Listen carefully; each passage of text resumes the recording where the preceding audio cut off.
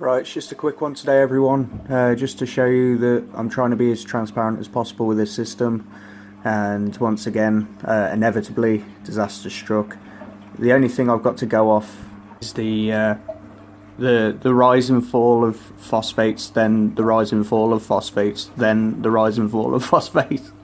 So up and down, up and down. You remember last week this plate that we're looking at now, not the coral, the plate. That was like red. I took all that off manually, to be honest, just to see what was going on. And the snails went ape shit when I revealed that, and there's some big patches of graft that's happened. But as you see here, the worst thing is I've started having a bit of slow tissue necrosis, or just stress bleaching or whatever, from the base of 4 of my corals, all acros. So that's really bugged me out, and I'm like super bummed because this one, a Pikachu acro, is doing it as well. And I thought, because it's a couple of days it's took for this to happen, and things like that do happen fast. I was kind of thinking that I was going to get up this morning and check my tank and we're going to have totally white corals, but it seems to have stopped there.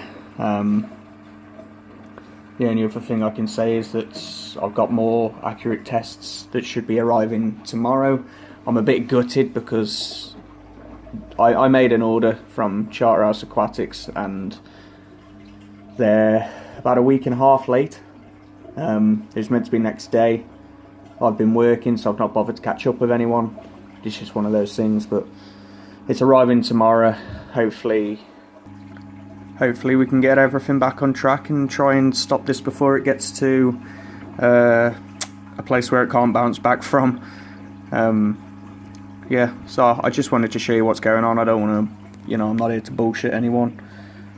I need this tank to succeed. If I can't get this tank to succeed, if I can't get over these hurdles and learning curves and stuff like that, then the bigger tanks probably aren't going to happen. So, I mean, that's just me against myself.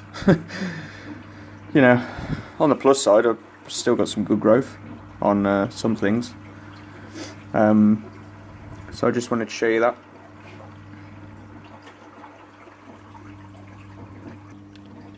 If you remember far enough back, I've had this happen to me before. This was the coral it happened to. It's about the size of a tennis ball. When I got it, it was about the size of half a 5p, and it near enough, it was basically dead. Like I discredited it. I was, I just didn't even assume it come. There was like one dot of orange on it, like a pinhead dot. Sorry about the shaking. A pinhead dot, and at the end of the day, that's bounced back to what you can see there in front of you. This is one of my very first corals, if not my first coral in this tank. So, I'm just trying to tell myself that, really.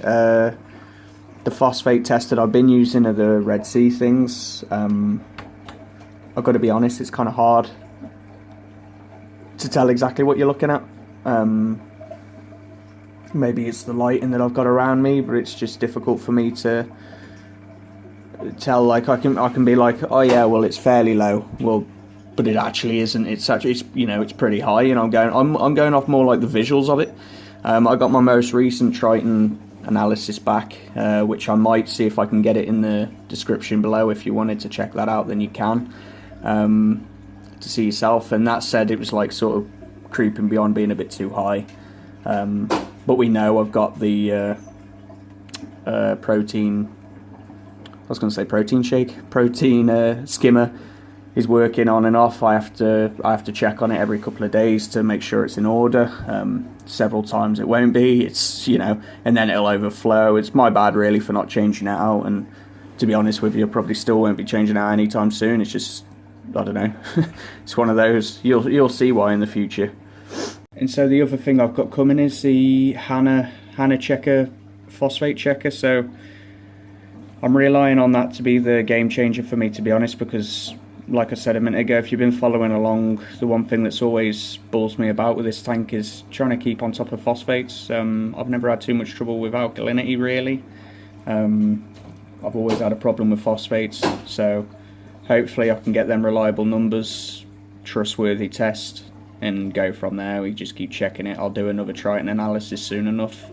And with my phosphate checker, I've bought myself several packets of reagents so I can test a lot regularly, and I will be. I think I'll probably be testing every day to every other day for a while until I can start getting the numbers down.